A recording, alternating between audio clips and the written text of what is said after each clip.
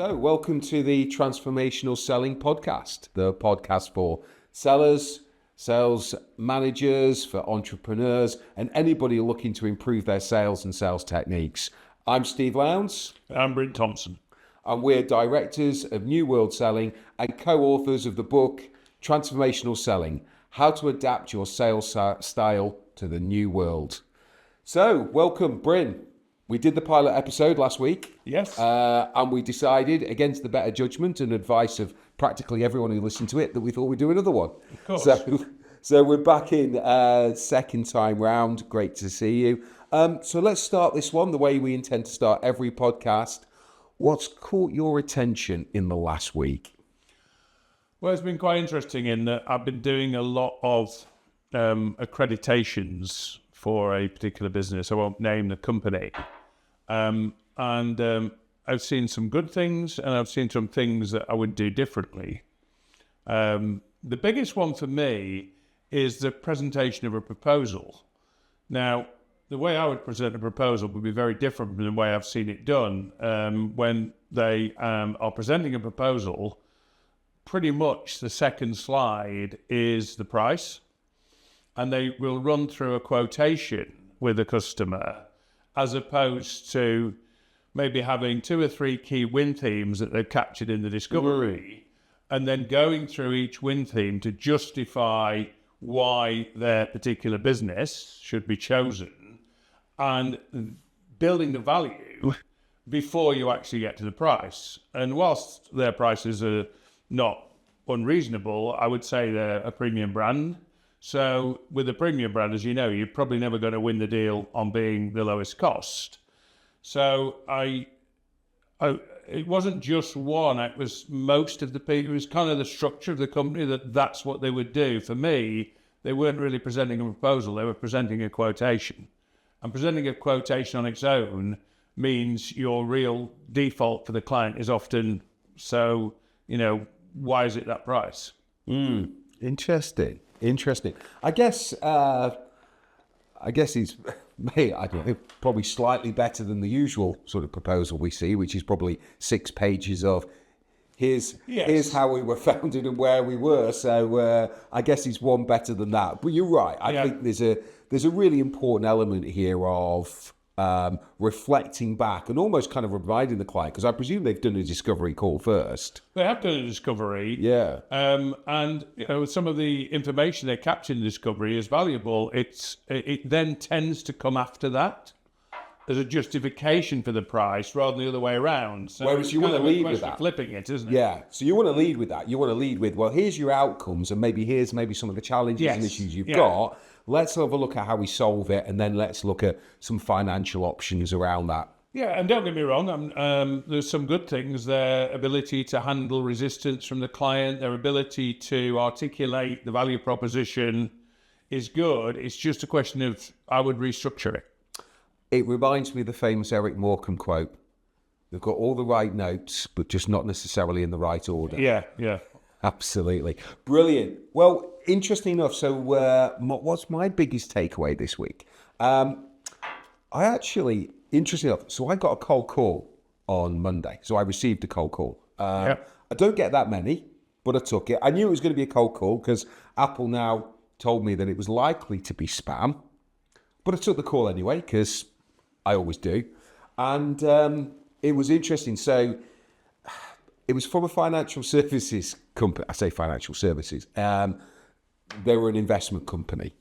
And the guy rang me up and he started off. And I went, this pitch sounds very familiar. Where have I heard this before?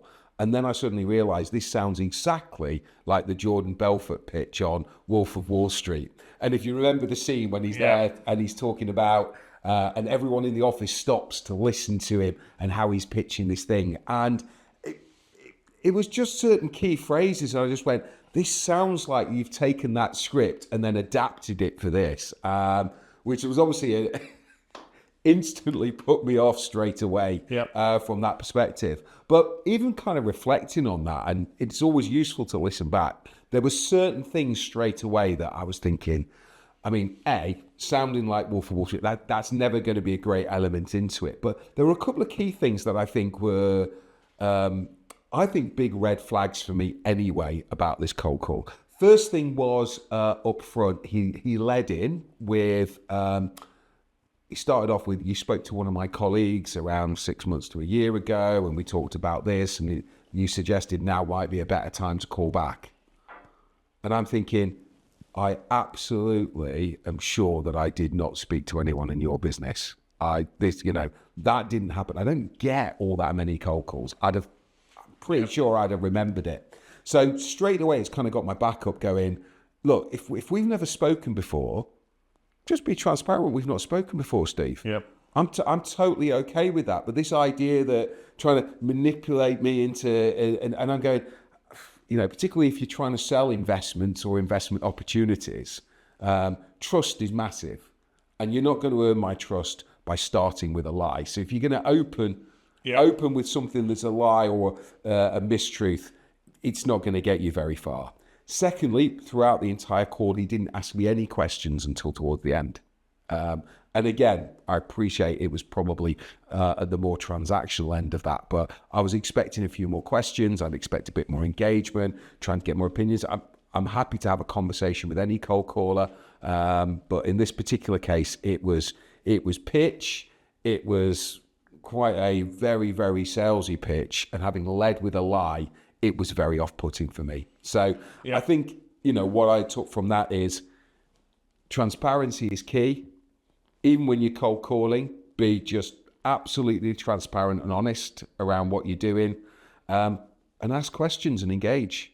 It's not it's not difficult. It's fairly straightforward what we need to do. If you do that, you're going to put me in a much better place. And yet, we champion, or I know a lot of people in sales champion films like Boiler Room, Glengarry Glen Ross, Wolf of Wall Street. They're great films, but they're not the way you should go about selling if you want to develop long-term relationships with clients. Absolutely. Do you know what? I made the point on LinkedIn this week. I went, they're great films. They are not sales training videos. Yeah. And I think sometimes there are certain businesses that and certain individuals that seem to forget that. So cool. So that was just really interesting. That caught my eye this week, or that really sort of grabbed my attention and got me thinking. So in terms of today's episode, and today's episode all kind of spirals off a comment you made in the last episode. And I know it's something that actually you talk about in the book. And it was all to do with this idea of being bold and being brave. And the example you gave last time was sort of challenging back on a client and actually challenging back what they wanted versus what they really needed. And you made the comment, you said, looking back on my sales career, I wish I'd done that more often. And I thought, actually, that's a great topic for today. Because we see it a lot and we talk about it a lot. We talk about the core pillars. We talk about leveraging your expertise. We talk about fostering collaboration and that focus on outcomes as well. And it ties into all three of those ideas that sometimes we have to challenge, push back. And I thought it'd be good to explore that idea in a little bit more detail today. So I'm going to get you to kick off and tell me a little bit. So you said we should be bolder as salespeople and we should be braver as salespeople. Tell me a little bit more about what you mean by that. Yeah, I definitely think we become too deferential with our clients. That's the word I would use, is that we don't want to lose this cozy relationship we've built up. We're getting on well, we're having a nice conversation. But what value are we really adding to that business? If all we're doing is towing the line and delivering whatever the client thinks they want, without ever challenging that, without ever kind of putting other ideas or options forward, eventually, well, we know, we've seen the growth of AI, that this will be, salespeople will become obsolete if they don't add some real tangible value to that company. And the tangible value for me goes back into that leveraging of expertise. Generally, if somebody's looking at a solution that you can offer, you know, through the thousands of iterations your company's gone through and the number of products or services they've sold, you have a much better idea of what works well, what doesn't work well, what maybe the client hasn't considered that they ought to think about. And all these things are important to throw into the mix, which is why, and we've had this conversation before, RFIs and tenders, when it comes out, if you've had no influence on it, first of all, how are you gonna win it? And secondly, why don't you sometimes challenge the brief and say, why have you actually come out with that? What's the logic behind it? Because I would say in probably 80, 90% of cases, you are going to know more about the best option for the client, whether they choose you or not. And if you provide them with the best option, there's far more chance they're going to achieve their outcomes. So actually allowing somebody to go down a route that isn't going to be particularly effective for them is not a good thing for either party. So having the courage to actually come out and say that is what I think holds a lot of people back. They go, I better toe the party line. I better do what the client wants because they might reject me otherwise. Fascinating. And actually, before you arrived, George, who's the other side of the camera, we were just actually having an off-air chat about, and George asked the question because it had cropped up, and he was talking about the idea of a salesperson selling something to a customer if you felt it wasn't the right thing or it actually wasn't a good thing. And he said, how do you square that? And we were talking about that idea. So, well, what happens a lot of the time, and I'm not necessarily talking about you selling something to a customer where it's just the wrong product. It's not going to solve the problem. It's not going to do what they want, but they seem to want it, so I'm going to sell it anyway. But I was saying, actually, what more likely happens is the customer says, I want this. Yeah.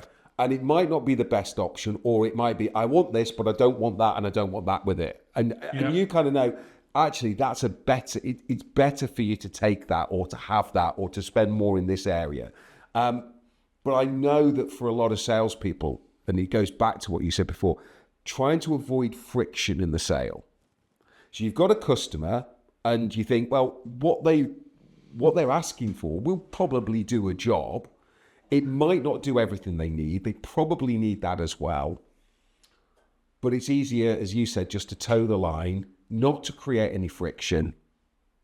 And sometimes it does take that little bit of a bravery from a salesperson to turn around and go, look, this is good, and this is where that leverage expertise fits back to the outcomes, and said, but if you want this outcome and you want it to deliver this, I think there's a slightly different way that we need to do this, and there's a better way. Yeah, I've got a good example. I'm going back probably 20 odd years now to what I call my midlife crisis business, which was selling property in Spain.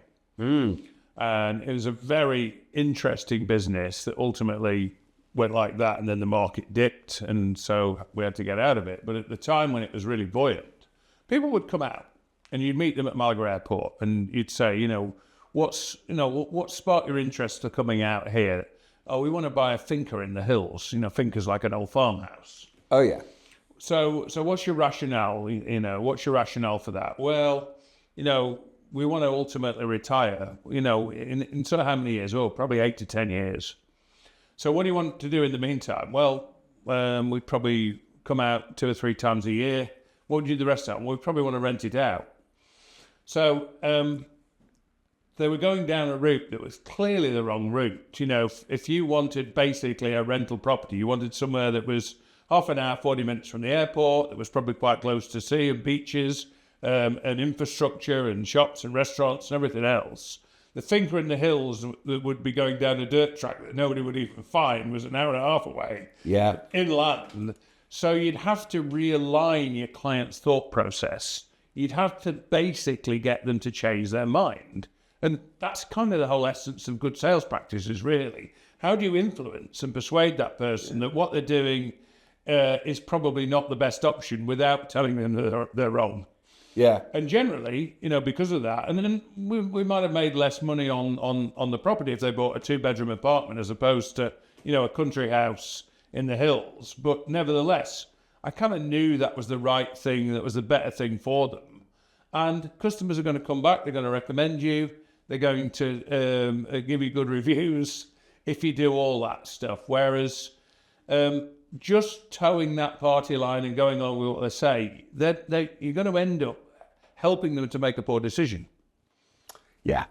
And you say helping them, or just facilitating a poor decision rather than actually challenging that and asking. And you said, how do you get people to change their mind when it's clearly... Yeah. And I guess it's about asking good questions. Yeah. And opening their eyes to it, and even actually making some direct observations and coming back to that. And I think that's where the bravery comes in, because it, like you say, it actually would have been very easy just to go along with it. Yeah. Give them what they wanted or what they think they wanted, and go, well, buyer beware almost, or well, that's fine, rather than really working that through. And that's I think a really great example. And I think taking another example in our world, the number of clients who say, oh yeah, we want my team to do a 2-day negotiation course. Well, there's the classic. There's your classic, isn't it? And they're going, what observations I had in terms of how they run a discovery meeting. How are you going to coach this in? What kind of follow-up are you going to do? How are you going to ensure that they're following this practice? And we know very often they don't need a 2-day negotiation course. They need to go back to basics and ask some really good questions in discovery before they even get into negotiation. And to follow that up, where there's no management training, where there's no coaching as part and parcel of an initiative, we know in most cases it might have a spike in performance, but it's going to dissipate in time if the company aren't bought into the idea that there's some management training need to be done here as well as part and parcel of it. Whereas companies seem a little hell-bent on, well, let's do a bit of training here and there and turn everyone into cookie-cutter salespeople. We know it doesn't work. Absolutely. And I love that. Interesting you should bring that example. It brings to mind a project I remember we worked on, I bet it's a good 15 years ago now, where the client was pretty insistent that they needed negotiation because actually their issue was margins had been eroded. Yep. Their guys were getting beaten up over price. They were literally operating at really, really low GP. And you know who I'm talking about without going into that. And what was really interesting, well, a couple of things. One, we pushed back on that. And even though we had a pretty insistent client, and this client was, pretty pragmatic, really kind of, challenging themselves in terms of where they want to get to. But we pushed back. We got the agreement that actually we should do at least the first part on discovery and get that really good. And then we'd do a bit on negotiation rather than just going straight into what they wanted, which was negotiation. What was really interesting, and we were delivering, and I don't know if you remember, we did the first morning and then we met in a huddle because we'd done about 3 or 4 groups simultaneously. Well. And the client went, scrap the negotiation. Could we do the next day and a half just purely going through and making it all about discovery? And they had to kind of see where their team were at to then really get our point. And funnily enough, we got incredible results. Their negotiations improved massively, even though we didn't actually really do anything at that point on the negotiation. But what we did do is we insisted they did some management leadership training as well, and they bought into that, and therefore were able to go and observe the teams. All the stuff that we say is critical to success.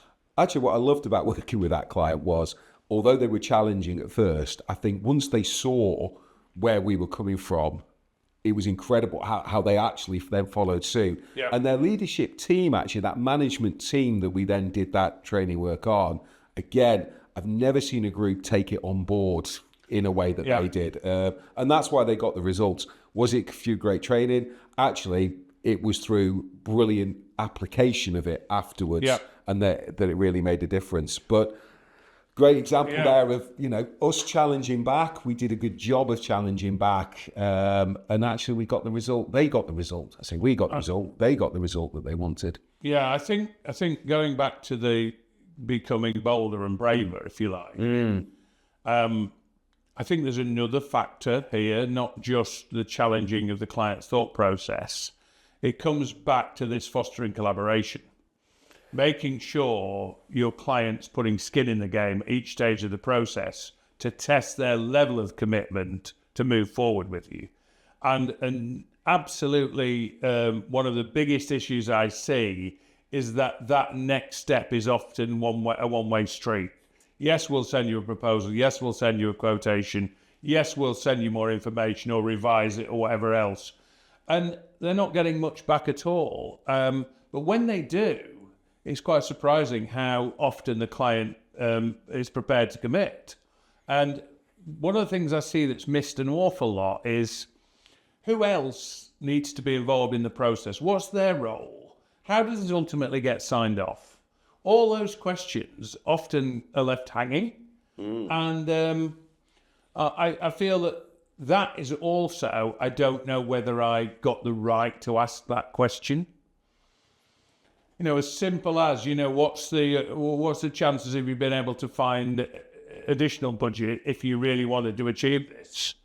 I don't think there's anything wrong at all with that if you feel that's the best solution for your client. They may turn around and say, no, that's absolutely the maximum we can spend and whatever else. But, okay, well, if that's the case, this is probably your workaround. And also, we might have to manage your expectations. Absolutely. And then you end up not caving in on margin, which can happen. And we know, particularly with things like professional services firms that we work with, you get a lot of scope creep because the client expects you to do things within the price that you haven't actually priced for. And that could be really dangerous when it comes to margin erosion. Yeah, absolutely. So talking about some of those tips, because, I guess one of the things that I would like people to be able to take away from this is one or two ideas around how we can be better at being bolder and the kind of things.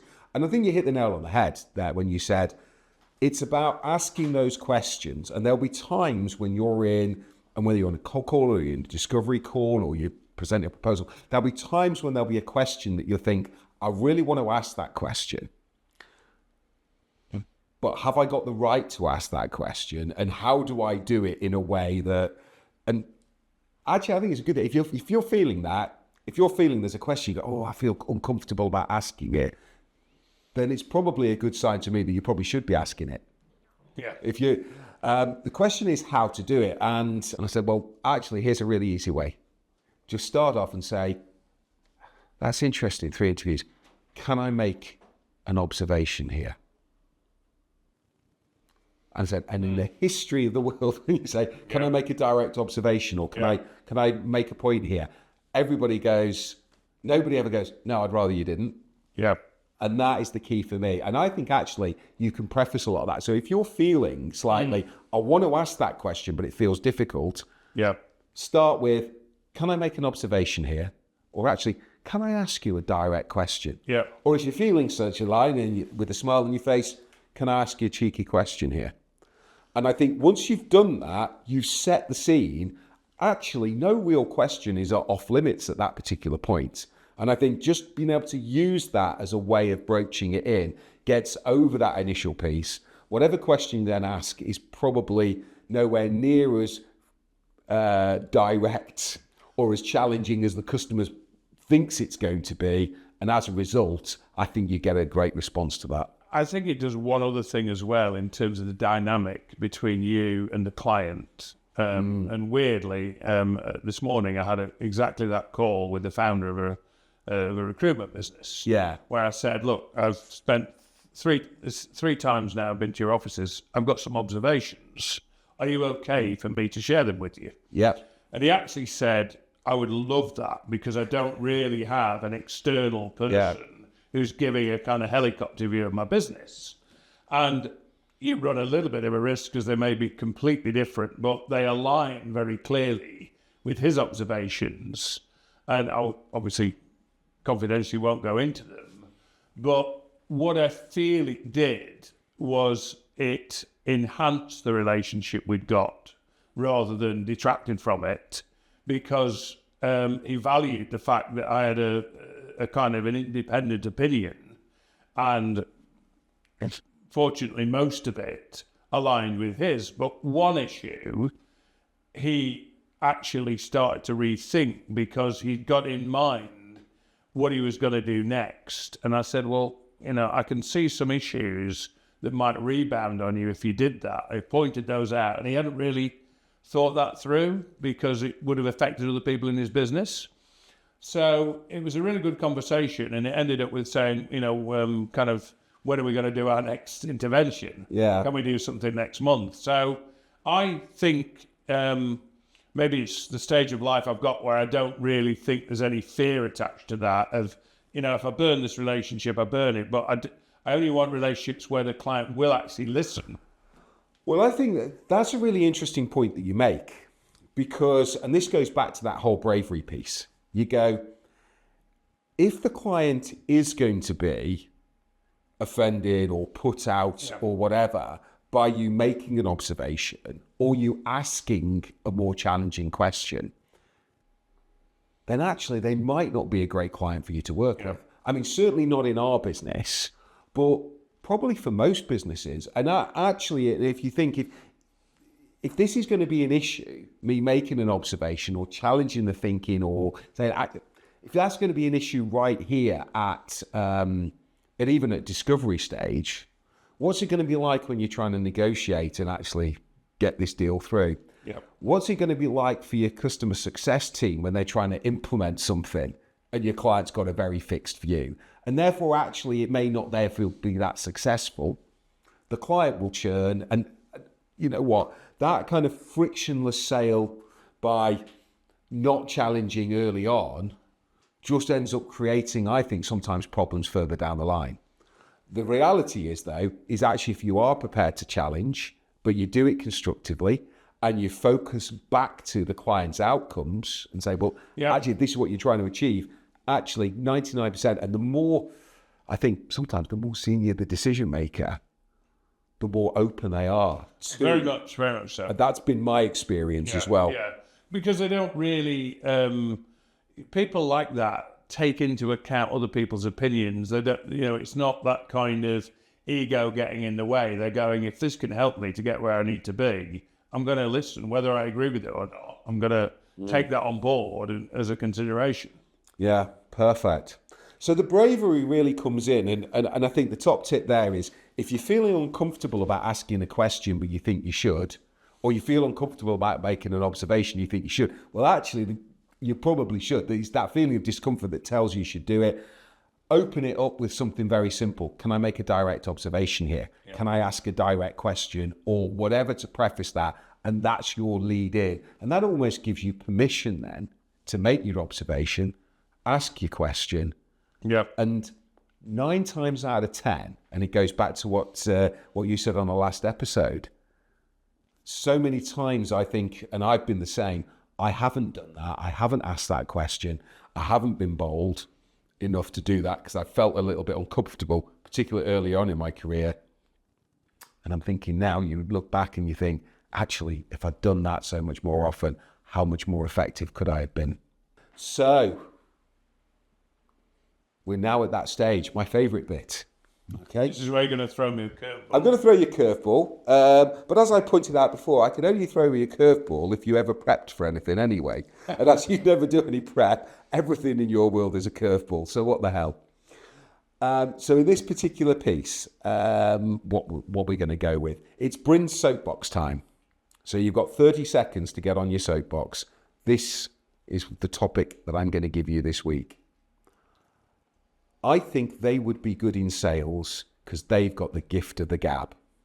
Over to you. Yeah, as we know, 2 ears, 1 mouth, use them in that proportion is a cliche, but it's a true cliche in that the best salespeople are great questioners.